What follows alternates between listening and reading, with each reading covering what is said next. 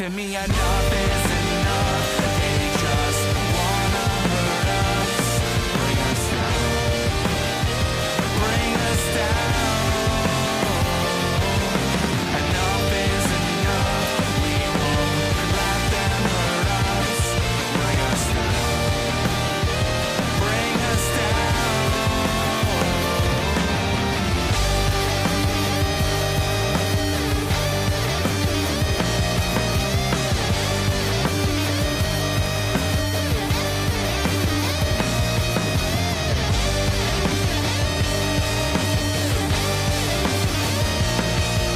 Enough is enough.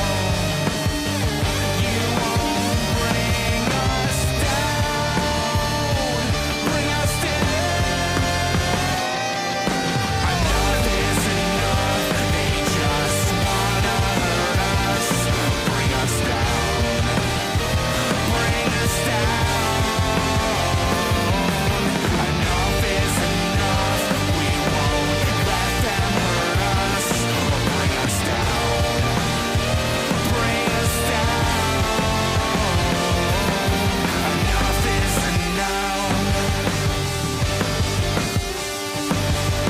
Enough is enough, is enough, is enough.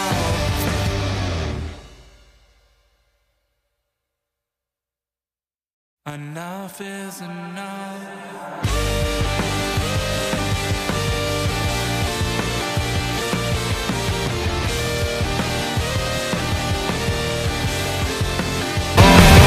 Enough is enough. We won't let them hurt us, bring us down, bring us down. Hey guys, welcome back to Queen of the Indies Corner with another episode of Under the Ropes. I'm your host, as always, the Queen of the Indies, Tiffany.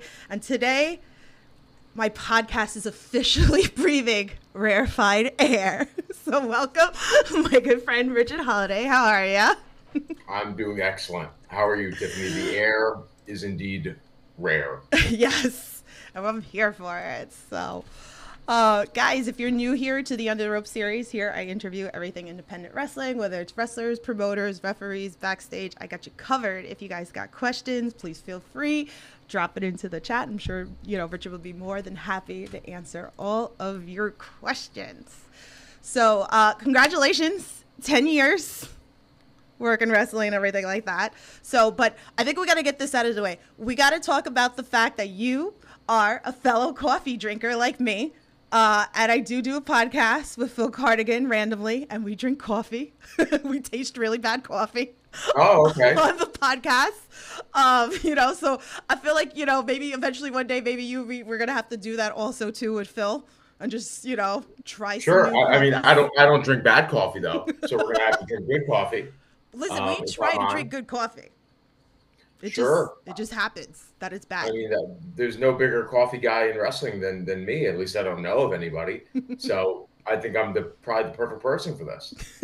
You never had that happen before, that you're intentionally okay, I'm going in, me and Phil, we buy random K-cups and we sit here and we set the Keurig ready and we're all right, we're here. We're going to try these coffees, and we've had ones that taste like soup. Sure. Yeah. I mean, there certainly are a lot of. Is that your method of choice? Is K-cups? I mean, I'm more of a pour over French press kind of guy. Well, it's when I'm just really doing my easier thing. for me and Phil to just do it live on It the is a lot podcast. easier. It is a lot easier. Sure. Yeah. What's the worst one you've had? Oh my God. The last box, we just bought a random box from a company. So we were trying to pick out things like hazelnut, whatever, white chocolate. Everything just tasted like nothing. And I actually returned it because it didn't taste like anything. Yeah, I mean, K-cup coffee is we are kind of accustomed to it just because of the way the society is now. But there's a few K-cups out there that are pretty good. Again, I don't buy the bad stuff, but there's some good stuff out there that is passable for sure. I feel like you have to pass some wisdom on. It's not like we intentionally go to do bad coffee. We really want to try and find new coffee, and it just happened. We've been having really bad experience. I actually just started working with a new coffee company. I don't know if you've heard of them before, Caffeine and Kilos. Really, really good stuff. That's going to come, ground up though. Hmm. So you got to do your thing with it. I guess you could put it in one of those Oh yeah. disposable K cups and then do that. But yeah, Caffeine and Kilos. I started working with them. They're great. I love them. Look at that. Look at that. And I know you have your favorite coffee shop, right? Like by you that you go to daily, right? I have a few that are on rotation.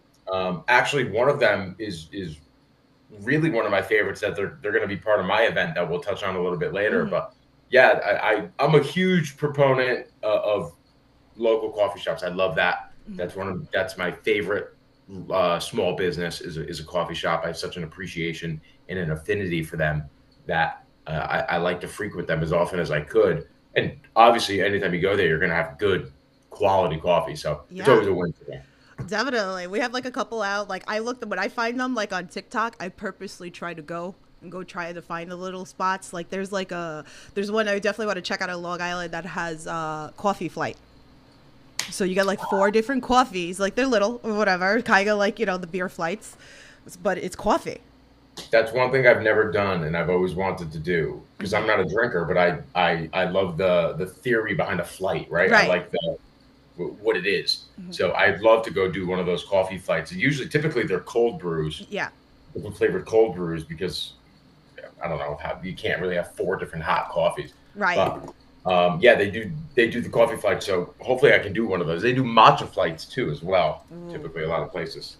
So, and then I saw also too in Jersey, the buckets are happening now for the summer for the coffee, like these big ice coffee buckets. So that's I on can my put- list. I can put back one of those easy. See, 64 ounces. you gotta market this stuff. You gotta have your flights. So when you're at shows, you'll be like, all right, here's your flight, your Yeah. brand. I We're feel gonna like make- that should be coming soon for you. Your own brand of coffee. Well, I've had that. I've already had one. Okay. Yeah, I've had my own brand of coffee, and then we just eventually the partnership kind of fizzled out. But for a few years, I did have my own brand. It was very successful, and the coffee was Look at that. excellent. So you got to bring it back or like have a new company. We're putting it out there. We're manifesting for another company, so then me and Phil, we could sit on the podcast and we could drink it and be like, this is actually good. So, Yeah, we'll get that going. I love that. So I see Joe in the chat. He goes, Richard, your match with Matt Riddle at ACW was amazing. Just wanted to say it was one of my favorites of yours. Yeah, it certainly was an amazing match. Happy you were in attendance to witness history once again.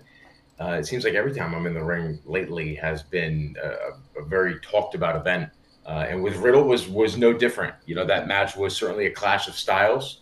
But I think that's where the best matches typically happen, is when people are so opposite that it can come together and have this synergy that makes magic.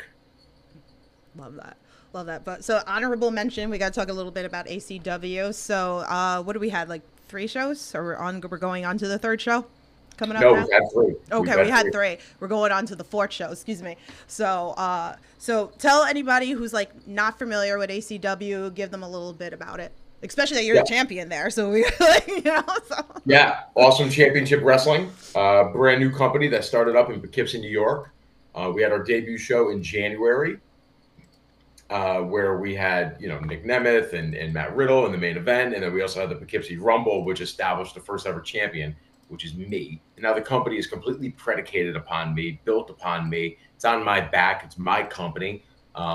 So obviously, it's extremely successful. We went into the next show. The next event was headlined by myself versus Matt Cardona for my ACW championship.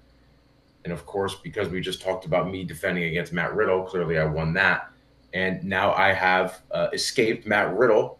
And now we're on to October. And we just keep getting bigger and bigger and bigger. The attendance is through the roof. The MJN Center holds anywhere between, I don't know, it's like 13 to 1,400 or something like that. And we're doing that consistently. And the fans are coming back for more. They're pre-ordering their tickets immediately because it really is one of the hottest tickets in town. And we're not running ourselves dry. doing a monthly show. We're spacing it out and making people want more. And when you do that, there's a thirst, there's a hunger for wrestling. And in that area of Poughkeepsie, there's really a hunger for it. And we're showing out with ACW. I love that. And actually, the gift that I have of you doing your signature move is against Matt Cardona. I love that. I mean, we're going to talk about that a little bit with the fact of like the signature move. I saw the little clips that, you were talking about, your signature move with Malcolm on his podcast and everything. And then we have the workout videos that you have like practicing. So like kudos to you, with all of this, but this is amazing. So. My signature move is kind of taking the wrestling scene by storm. Yeah. It is. Because it's wildly entertaining, yes. But I mean, guys, it's just my signature move. I'm just doing my signature move. It's like when you're playing the video games and you're creating your own wrestler, there's like a list of signature moves that you can pick, and you could do those things like that. It's just Richard Holliday's signature move happens to be that, and people seem to love it. Love that. Let me do one of these fan tweets. I'm going to mix them into, us chatting a little bit. So this one's from on X. He says, this one's from My Alter Ego.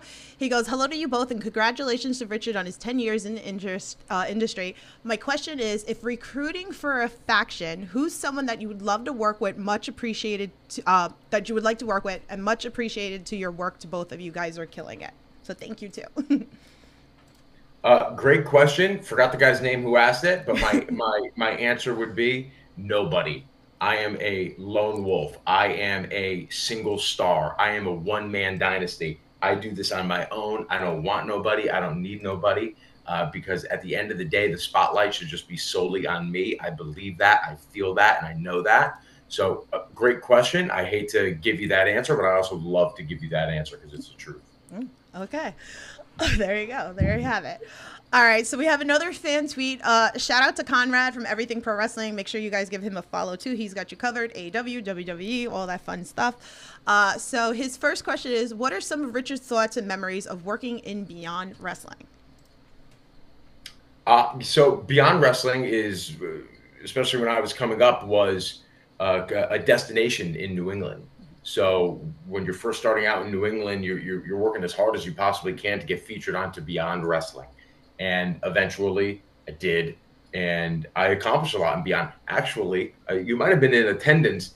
I am the first and only Beyond Championship Wrestling heavyweight champion in the history of the company.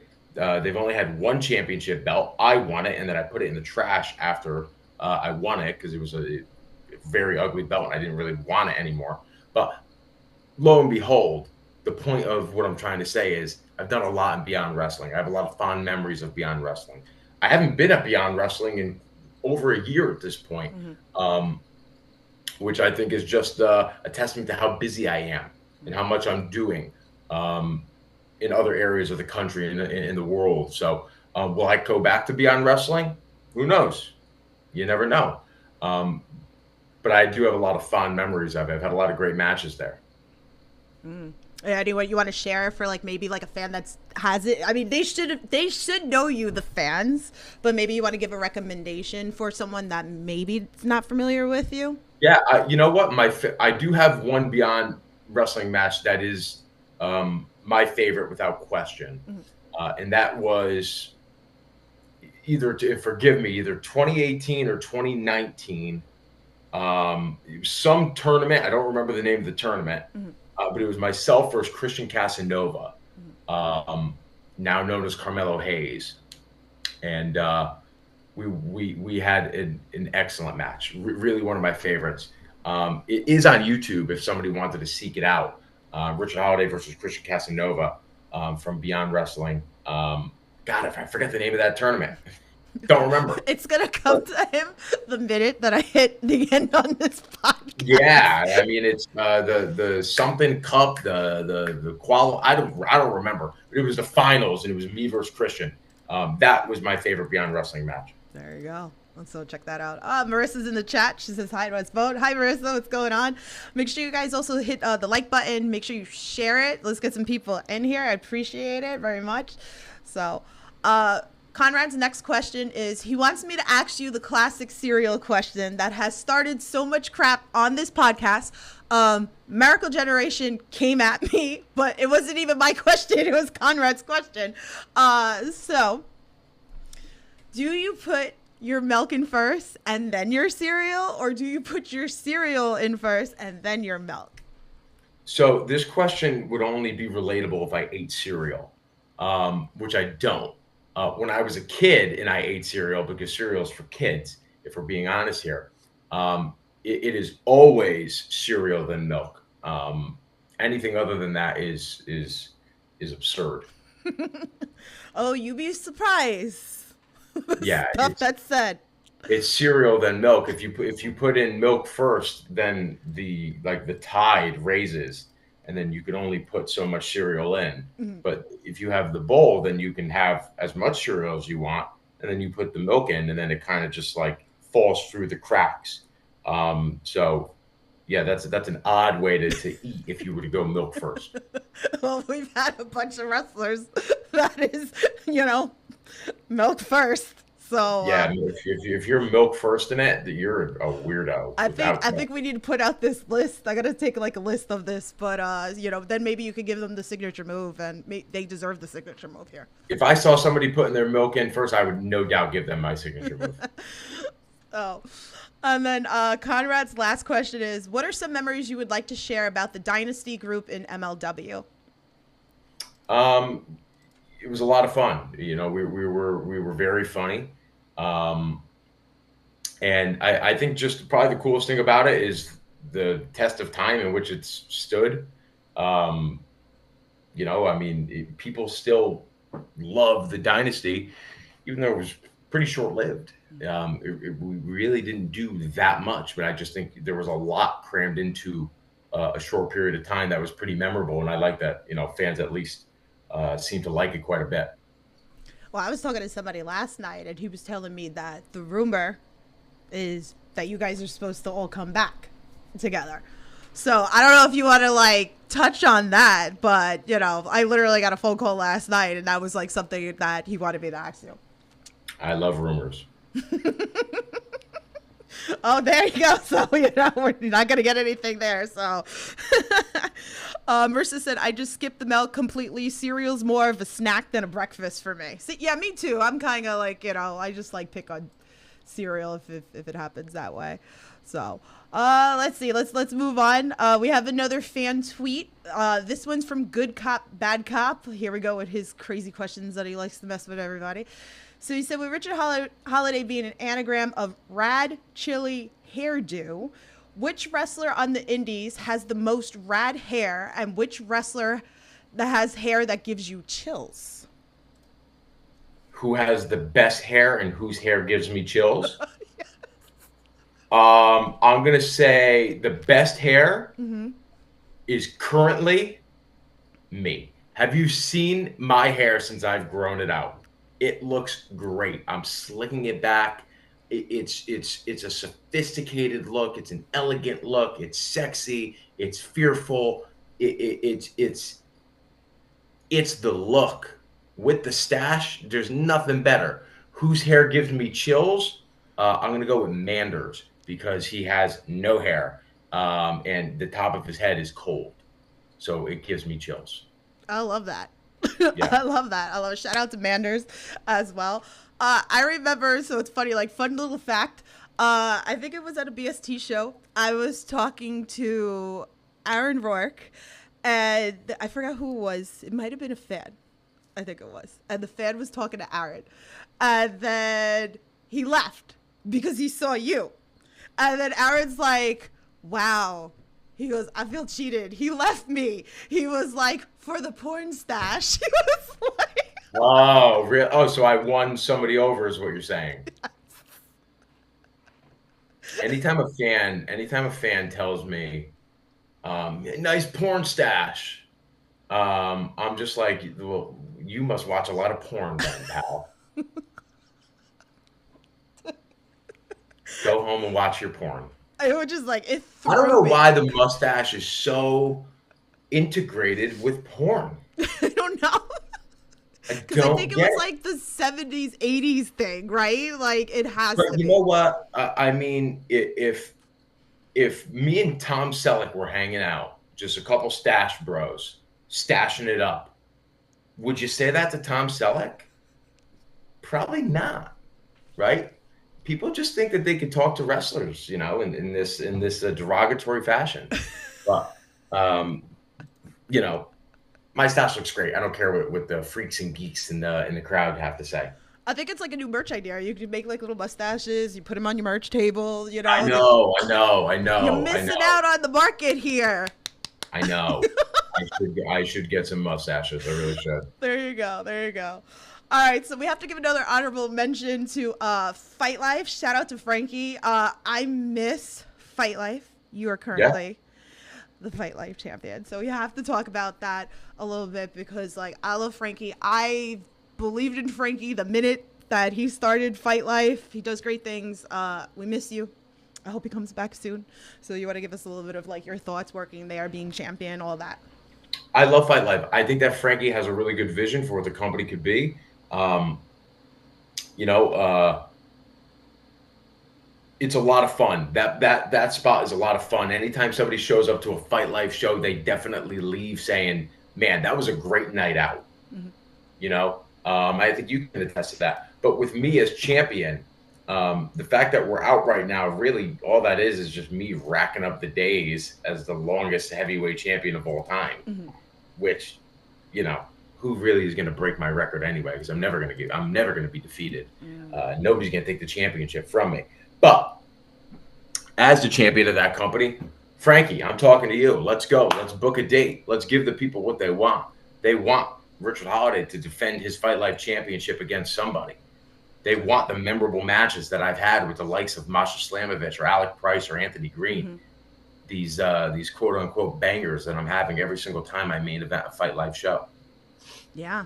Like, I've been there, like, you and, like, JT Dunn. Like, I've been up at Mass, like, watching you guys, like, all over the place. Like, that was great. The way that it left, was it Enfield, Connecticut? That's what it is, right? Where usually, like, Blitzkrieg runs and everything like that. Was that the last Fight Life show? Yeah, that was the last Fight Life because we were supposed to have the trios and you were supposed to wrestle Becca. Correct. Yes. So I'm wondering, are we going to get that back when Frankie comes? I'm waiting for me versus Becca in a first time ever. She made a diss track about me I saying my know. mustache was ugly, bro. Yeah. So I don't know. Maybe that will be the first match back. If you guys aren't watching Fight Life, you could go on Thriller TV, check that out. Definitely watch the backlog. It's one of my favorite promotions there too. So let me leave some love in this chat. Alex is in the chat. She says, "Tiff, are you breathing rarefied air yet?" Yes, I am. Even though that I'm in New York, it's here. It's on the podcast. I thought you lived in Massachusetts. You live in New York. I live in New York. Wow. What part? I'm in Queens. You're in Queens. Okay. Mm-hmm. So I'm all over. That's what it is. Everybody always has no clue where I live because they see me all over the place between Jersey, Connecticut, New York, Mass, Rhode Island. I'm all over the place. You really are the queen of the Indies. You're living up to it. Yes. So I gotta get down south. I'm working on that. Want to go down to Action at October. So I'm trying. So, but yes. Sweet. New York, here we are. So we're breathing it, Alex. We're breathing it. Matt Watson's in the chat. He goes, "Hi, how are you guys?" So I'm good, thank you. Again, another honorable mention, BST Wrestling. Got to give it up to the team over there. We love what we got going on over there on IWTV. Check that out if you're not watching that also too. So I loved your match with Dijak. Yeah. Loved it. One of my favorites. Oh yeah, my God. One of my favorites of the year. This is something like some of these matches is like you have to watch in person. It does not do justice on television and everything like that. But this definitely was one of my favorite matches of yours. Yeah, I mean, well, let's be honest. Every match that I have is undoubtedly fantastic, but some of them have to be more fantastic than the other, right? They all can't just be the same. Um, a little bit more fantastic, but maybe not as fantastic. You know what I'm trying to say? So me and Dijak was upper echelon fantastic because that's two professional wrestlers uh, doing what we do better than anybody on the planet. Two big, athletic, charismatic guys getting in there and for the first time ever, that was the first time me and Dijak have ever been in the same ring together. Haven't had even much of conversations, even in passing. So I barely knew the guy, but we got in there and we tore the house down. And Dijak, I'm sorry, pal, but you had to feast your eyes on one of these. So It is what it is, buddy. Sorry you had to fall. I have to ask, does it get like a little bit intimidating, like working people, like we've been getting a lot of people that have been released, like WWE, AEW and stuff like that. And like, again, like you just said, like, you never like talked to him before and this was like the first time. Is it a little intimidating, the fact of having someone that's been on TV, that's a big name coming back to the indies? No. I'm the guy. I'm the man.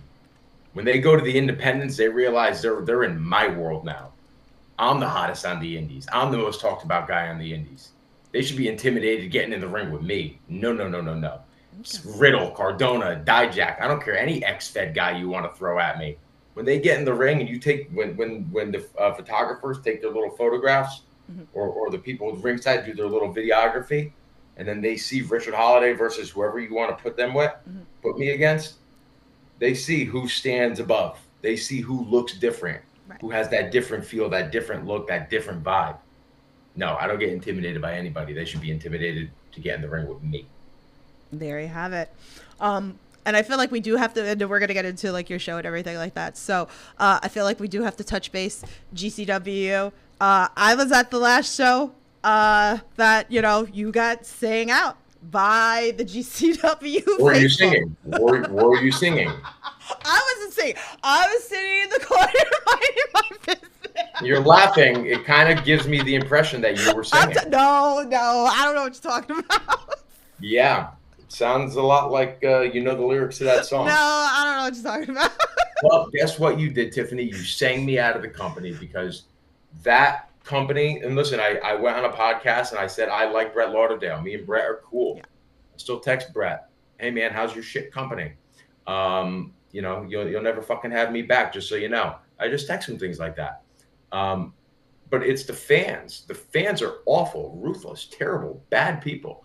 And listen, Tiffany, I hate to say it to you, when you buy a ticket to a GCW show, you morph into one of those terrible people. Damn. It is what it is, right? Damn. You kind of just, it's like guilty by association, or you lay with dogs, you get fleas, right? Like that's what it is. So if you buy a ticket to a GCW show, it's like you automatically become a scumbag. It just is what it is. Yeah, sorry. And so I mean, you're singing to me. You're saying nah. Hey, goodbye. Like, don't these people realize who the hell I am? Don't they know? Like, I'm the man. I'm the guy. It's a blessing that I'm even in the same room as them. And they sang me out of the building, so I'm never going back. Wow. Not only did Adam Priest like shit on me, like now, here we go. Richard Holliday said I'm one of them too. So Adam said I was a terrible person, and like, damn. There we go. My career is over. Sucks. All right, let's talk about your show. Congratulations! Like, this is amazing. I've been following through with everything that you got going on. First, I'm sure like the fans want to know, because there are people that cannot come to the show, live in other states, want to completely support you and everything like that. So talk to us. I have the links in the tickets. They're still available. They're in the description below, so you can click buy a ticket if you haven't already. So tell everybody a little bit about that, and then we can talk about the matches and everything. Right. So I think you're alluding to, like, how can somebody watch the show if they are not able to attend live? Yes. So what I would say is make your best attempt to attend it live. I think that because this is a one-time event. This is a one-time ever scenario. I think being there live is going to be the best experience for the consumer. If it's a couple-hour drive, I think it'll be well worth. Well, I know it'll be well worth it for you, because I'm running the damn show. I have food trucks, I have dessert trucks, I have pop-up coffee shop. I am serving alcohol, but I would not recommend that to anybody who is driving into the show. With that being said, in terms of distribution after the show, it will be distributed. How it will, I'm not quite sure yet. I think I'm going to make a little bidding war. I think that this is by far the hottest ticket of the summer. I think it's the hottest show in town. And I think a lot of people are going to be clamoring to have it on their platform. Right. So whether it is on an IWTV or a Triller, I might even just put it on a DVD and sell it. I don't know. I don't know how it's going to be distributed. It's obviously going to be filmed with commentary, the whole nine, edited. But the distribution process is still an unknown. But it will be. So I wouldn't worry about eventually seeing it. It's just how. Okay. Okay, definitely. So like I said, again, if you guys want to buy tickets, if you haven't already, the link's in the description below. You can click Buy on your that. tickets. So Buy the tickets. definitely buy Front your row. ticket. Front row, sold out. Second Yes. row, sold out. General admission is the only thing that you have available left. I love that. Alex is in the chat who actually bought your last front row ticket. So, which is cool. Excellent. So, love Oh, that. yeah, Alex. Esther's in the chat. She says hi to us, to us both. She says your narcissist show is going to be amazing. It's stacked. And then she also said DVD is genius idea. Yeah, that's where I'm leaning. I'm leaning towards DVD because I feel like that gives it more collector's item, kind of novelty piece. At the show, speaking of collector's items, I will have 25 exclusive metal holographic trading cards for purchase. There will only be 25 printed ever. That's a very limited run that will be available. So that's a collector's item. And then I have, I believe, 45 total narcissistic behavior event t-shirts being printed as well, which I released the image of the other day. These are limited run things that only a select amount of people walking this fine planet will be able to own. It is a one-time run. That's it. But the DVD, maybe I can produce as much as I want, essentially. There's a lot of collectors out there that are very big into still buying DVDs when it comes to wrestling. So I think that's amazing. If people still, like, I mean, I have the PlayStation, so I can pop the DVD into my PlayStation. So, Great. Yeah. There you go. So I have to buy one. It's still an accessible way to consume. Definitely. So I think that's probably the route I'm going to go. So has this been, well, I seen your post pretty much. So this has been, it probably gave you a little bit more of an appreciation for the promoters out there that you are promoting this, and like, it's kind of like must be a new experience for you of the DMs that you're probably getting from every book me, man, book me. I know how it is. Hey, brother. So definitely gives you another appreciation. Well, my favorite part is when people put in the DM that they are a narcissist. They're like, hey, man, I'm really narcissistic. And I'm like, well, then stay the hell away from me, dude. There's only room for one narcissist on this show. No, everybody's a narcissist, right? But I'm the most narcissistic. I'm running my own show. I'm running my own celebration, 10-year celebration. But yeah, if you're sending me a professional DM, keep it professional. There you go. Hi, Conrad in the chat. Thank you for popping on in. So he doesn't eat cereal. So, sorry for your question in there. Trying to get me in trouble. So, all right. So, like, talk to us a little bit about the show. I have the graphics. I don't know, like, where you want to begin, but we can talk about it. I have all the graphics, like, loaded for us to chat. So, which one do you want to start with? I would say let's begin let's go in reverse order of the matches that I announced. Okay. So I want to let this be known. There will be 7 matches on this card. Only 4 of them will be announced. I think the element of surprise has been lost. Yeah. And it will not be lost on my show. So the last match that I announced is Sent to Slaughter versus Miracle Generation in a first-time ever tag team match. Now, personally, I'm very excited about this match. Obviously, we all know the lineage and the history of me in Miracle Generation. I helped train them. They came up in the same school that I was trained at. So there is maybe a family aspect to them being on the card. And Sent to Slaughter, those are 2 guys who I've known since I got into the business. 2 grown men, two killers, two guys who have no remorse, will do anything to win. They will beat the ever living crap out of you. I didn't want to put Miracle Generation against these guys. I wanted to find somebody else, but they backed me into a corner. They took the phone out of my hands. I was talking to Paul Roma. You know, this moment was captured on social media.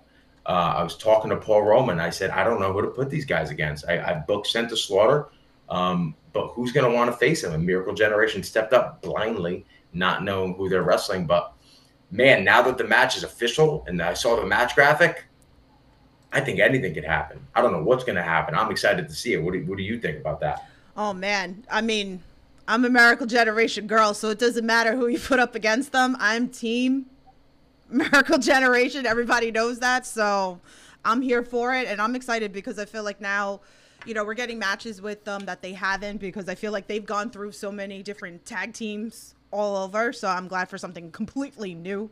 So obviously I'm very impartial. Yeah, this is a completely new experience for them. You know, I don't know if they've ever been in the ring with somebody specifically like Danny Moff, who will test you and who will bring out a deeper side of you. I'm excited to see if they could bring a deeper level out. Definitely. And I'm sure that definitely is going to happen, you know, with this match as well. So SJ in the chat says, congrats on running your own show. Will there be more than one show, or will this just be a one-time thing? This is it. So be there. If not, guess you buy the DVD, unless this goes on like one of the platforms or everything like that. So love that for you. What's the next match you want to go down to? I think the next match let's discuss is a triple threat match that I'm very excited about. We have EC3, Steve Macklin, TNA International Champion, and then we have Aaron Rourke. Two guys, so all three are bringing completely different styles to this matchup. This is kind of one of those, man, I never saw this. I never in my wildest dreams thought this match was going to get booked. This was not on my bingo card. Me and EC3 are extraordinarily close because we're very like-minded. Right. He's extraordinarily narcissistic. I don't know if you've ever met EC3. No, not in person, but he is. He's a massive narcissist. Steve Macklin, I have the utmost respect for him and everything that he's done. He's a complete badass. So those two guys in specific, I really wanted on my show because they're not in Connecticut often. Right. They're not really in New England often. When was the last time you saw either one of these guys on an independent in this area? And then Aaron Rourke is an up-and-coming guy who's really finding his stride and doing some great things. What better way to test out your skills than with two guys who have accomplished so much in this business, who have done so much? So very interesting matchup on paper. That's how is this one going to shake out type scenario. And again, I booked it, so I'm very excited about it. Like, I feel like this match is just one of those matches that you know that it's just going to be good. But I feel like I like when, you know, you're going with the brain set of like, okay, like this is good on paper. You know it's going to be good. But then when it exceeds everything that you think is going to happen is I love about wrestling. And I feel like this is that match for it. Insane. Yep. So looking forward to seeing this one. So what was the next one? Was Bronson and Hammerstone you want to chat about next? So let me my personal I'm gonna be peeking through the curtain for the entirety of this one. Whatever I'm doing from a promotional aspect at this point in the day, when this match goes out, I'm going to stop. I'm going to put down what I'm doing. I'm going to tell everybody, don't talk to me. I'm going to watch. Yeah. Because when I was putting this show together, in my head, this match was booked. This was, obviously we know the history I have with Hammerstone. Right. It goes without saying. Bronson is a guy who has been, you know, and peeling it back a little bit, one of my best friends in the business really since I've gotten in. and people might not know that, but Bronson is on such a run right now. He is finding himself right now. And I remember talking to him a few months back before this explosion happened, and I'm like, dude, it's going to happen. It's going to happen. Selfishly, I wanted to be part of that. So I couldn't think of a better matchup for Bronson than Hammerstone. I couldn't conceivably draw something up more hard hitting, authentic than what this match is going to be. This match is going to exceed expectations, and the expectations are already very high. Call it a hoss fight, call it a meat fest, call it professional wrestling, call it whatever you want. Just know it's going to be epic. That's what you're going to say at the end of it. Yeah, definitely meaty match. When I saw that, I was like, oh, damn. I was like, here we go.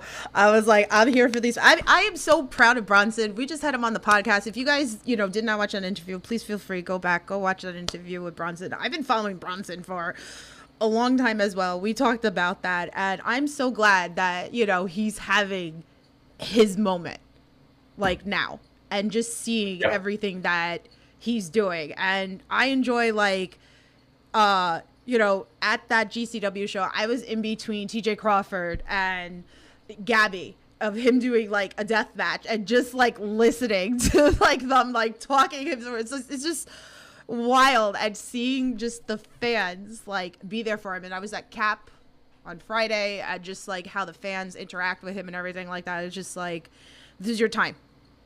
And I'm totally here for it. So I'm so proud of him, and I'm so happy that you're giving him this. Yeah, well. I mean, let's be honest. He's the hottest wrestler on the independents, not named Richard Holliday. There you go. There you go. So I guess we're going to move on to our women's match. We're here. This is, I know Zach is totally excited for this. Deonna Purrazzo, his girl. I love Becca. on God. Like, this is good.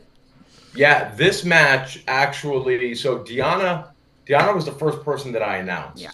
But I didn't know the opponent for Deonna. I didn't. And Becca took to social media, unwarranted, unsolicited, and just started talking some shit. And as a shit talker, I said, she's printing money right in front of me.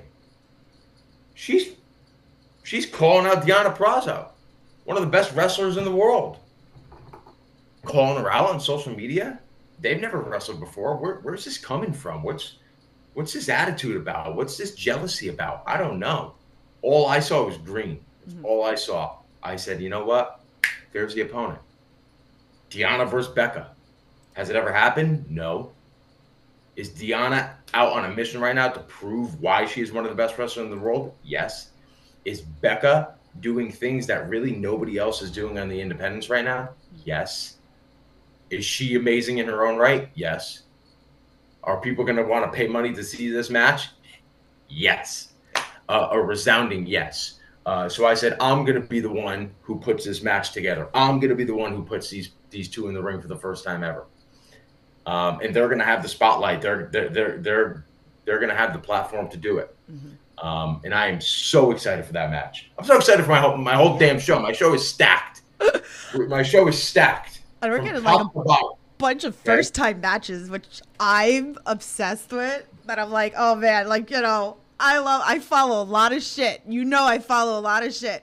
And sometimes it rolls over to so many different promotions. I yearn for those first-time matches. Like, I'm so here for that. So thank you for giving us, Every match that I have announced is not only a first time ever matchup, but they're first time ever matchups with stars.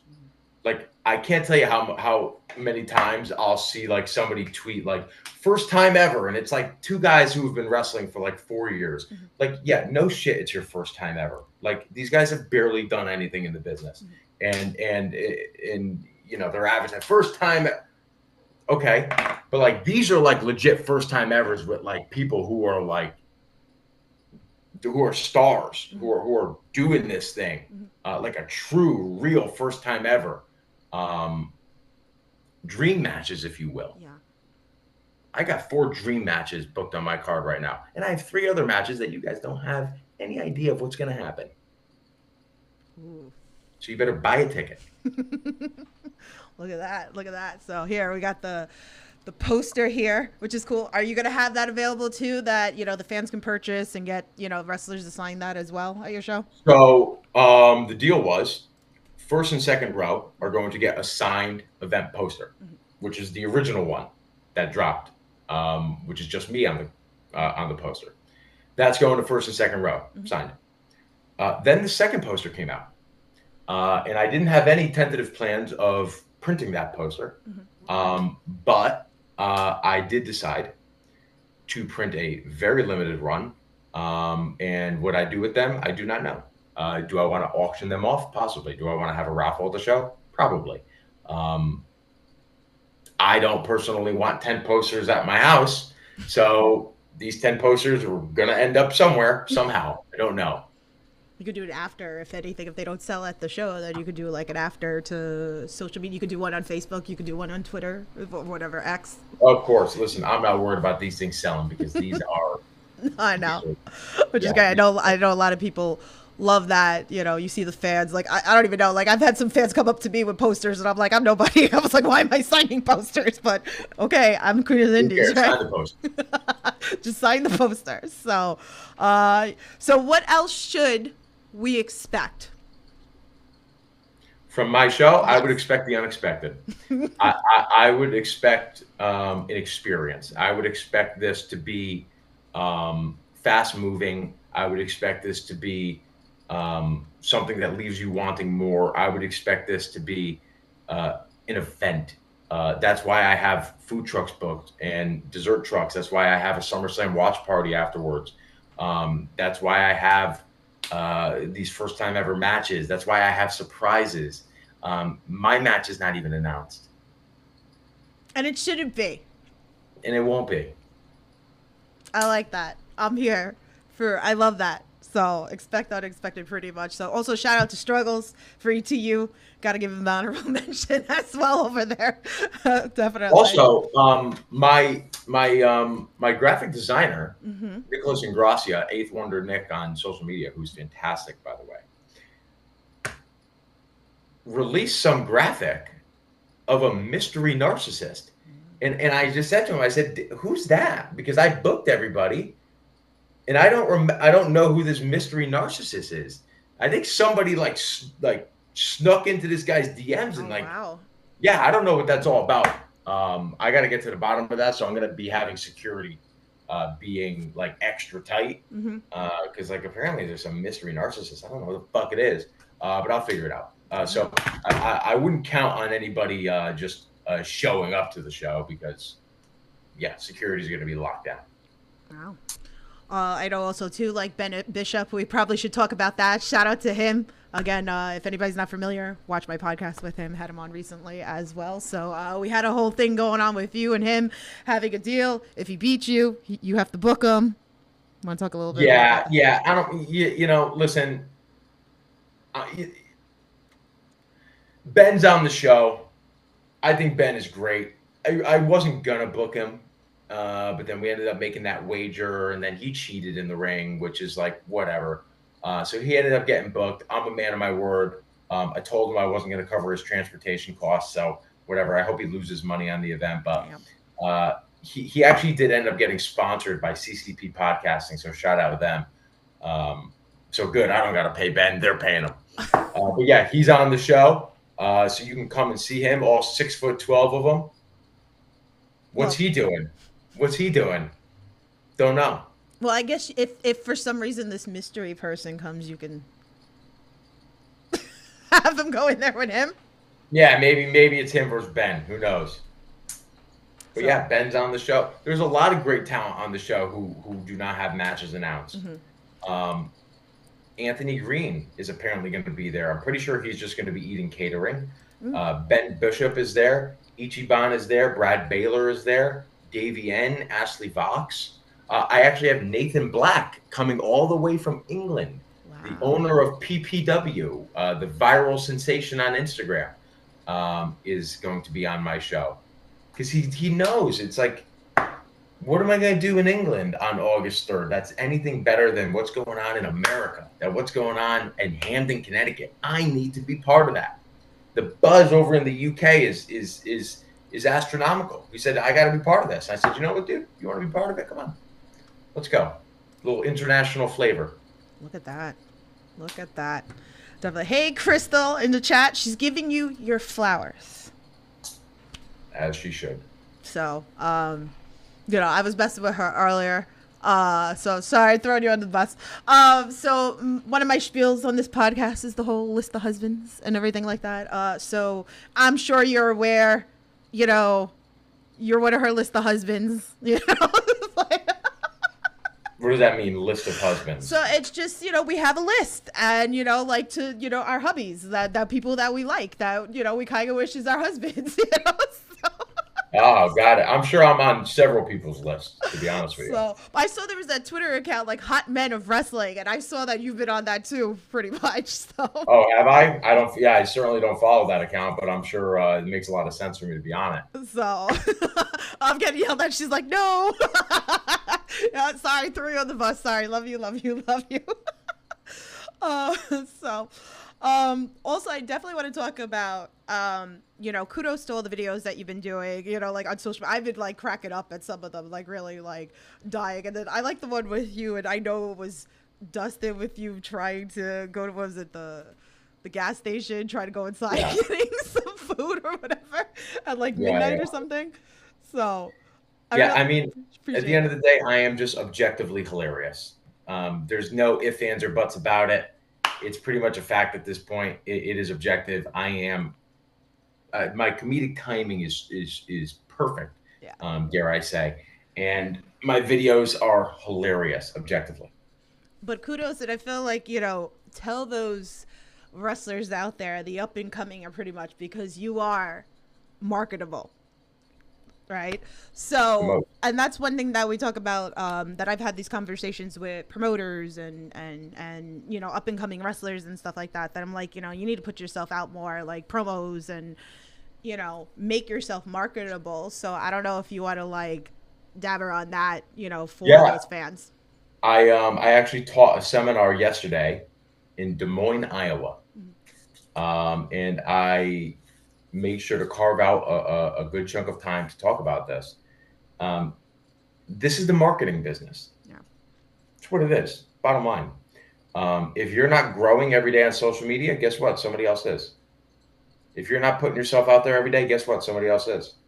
If you're not marketing yourself, somebody else is. I'll tell you who's marketing themselves. Me. I ain't stopping. I don't care. You guys could all stay behind, because I really don't care about your career.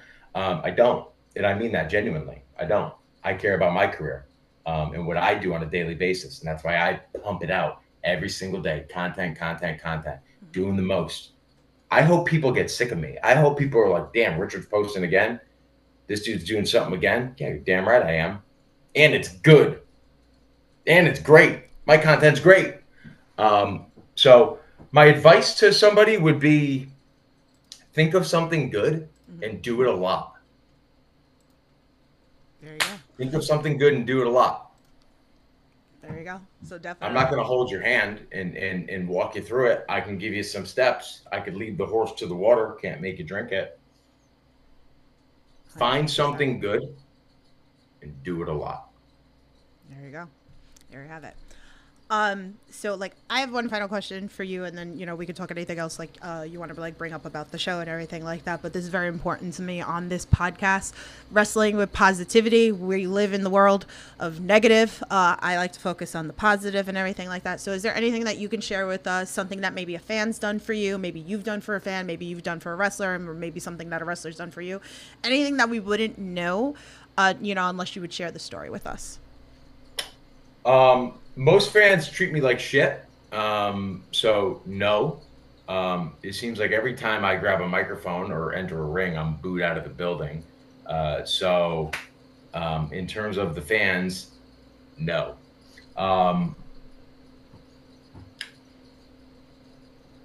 Positivity.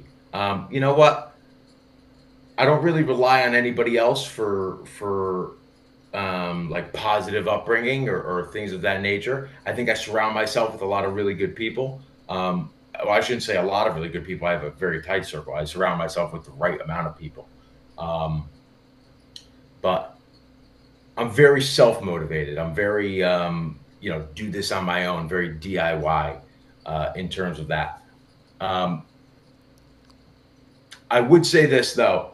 I would say dreams are nothing without a reality to live in, right? So if you are a bit of a dreamer, if you have big dreams, dream big, dream aspirational. Um, but dreams are nothing without the reality that you live in. So you got to put those dreams to work. You got to work harder than your dreams in order to make them come true. Um, so I don't know if that sounds corny or philosophical or whatever the case may be. But if you're positivity is obviously very important. You got to remain positive, especially in this business, because it could drag you down. Things aren't going your way for an extended period of time. Definitely. So thank you for that. Anybody else got any stuff in the chat? Just drop it into the chat if anything else. Anything else you want to share about like your upcoming show? I just want people to come. I want people to come and understand that this is a one-time thing. It's the hottest ticket of the summer. I know I say that and saying that a million times. It's because I mean it. I've put my heart into this, my 100% into this, while maintaining an extremely busy schedule as well. So it's been a lot. The effort that I'm putting in, I haven't relied on anybody except for my graphic designer. Shout out to him. But in terms of flyering and approaching businesses and getting sponsorships, it's been 100% me. I have not relied on anybody. So when you come to this event, when you show up, just know it's all because of me. And I don't mean that in a braggadocious aspect. I mean that in like hey, you know what? I showed up to this event. Everything that I see is one person's ideology and brainchild and thought process. And I just hope that they respect that. I want people to show up excited and leave like more than satisfied and leave like, holy cow, that was a hell of a show. I think I have everything planned out in a sense where that is going to happen. And also let me say this. Tickets will obviously be available at the door. I'm not going to be one of those guys who's like, well, there's more money at the door. They're going to be the same price. Okay. But when you buy pre-sale, it helps me know what I need for concessions, what I need for alcohol, what I need for chairs. It helps me greatly if you do the pre-sale. So if you do plan on coming to the event, even if it's the day before, do the pre-sale. The pre-sale helps me, and I hope that you would want to help me. Definitely. Crystal in chat says, I'm so excited for Sunday. Let's go. Going to be a great one. So Going to be a great one. Going to be fantastic. Love that. So, but you put your heart and soul into this. It shows, definitely. So, congratulations on that. Definitely have to, touch base on that. Tell everybody where they could follow you. If they're not, they should be following you. But if they're not following you, where should they follow you? At Most Marketable on Twitter and on Instagram. I am on TikTok too. I don't even remember my username. Screw TikTok. Twitter and Instagram at Most Marketable. All those links are in the description below, and again, the tickets are on sale in the link below also too. I'm gonna flash the graphics for you guys so you can see it too. So definitely go buy the ticket. Check out the show if you can't make it. Like I said, I guess follow you on the socials. So I'm sure you're going to put it out like eventually when it's going to be available and where it's going to be available after that too. Yes, absolutely. So that's why you should be following him. Anything else you want to touch base before we go? No. It's going to be a very narcissistic weekend. Definitely here for that. So, but thank you guys for all your questions. Thank you for coming on here, chatting with us a little bit. Really appreciate that. So, next week I'm back with Jameson Shook, the SCI 2025 tournament winner and one of the IWTV tag team champions. So make sure you're tuned in for that as well. So you guys know the drill. Stay safe, support independent wrestling. I'll talk to you guys soon. Have a good night.